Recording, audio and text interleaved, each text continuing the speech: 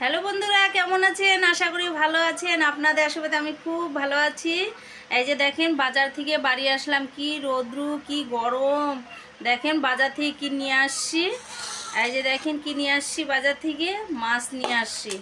এই যে দেখেন, মাছের টোপলাটাও এখনও খুলি নাই, কারণ আজকে কী মাছ আনছি, কমপ্লেট মাছ।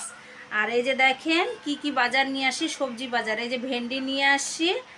এই যে দেখেন ধুন্দুল নিয়ে আসছি, আমরা গ্যাড়া বলি, অনেকে ধুন্দুল বলেই চিনে। আর হলো বেগুন নিয়ে আসছি, আলু নিয়ে আসছি, আর হলো লঙ্কা নিয়ে আসছি।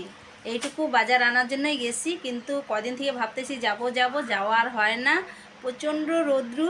আর এই যে দেখেন ফ্যান চলতেছে, আইসেই একদম রান্নাঘরের মধ্যে বসে পড়ছি ফ্যানটা সামনে নিয়ে, কারণ হচ্ছে প্রচণ্ড গরম, আর চলা যাচ্ছে না। কিন্তু কি করব, চলতে তো হবেই। মাছটা এখন তাহলে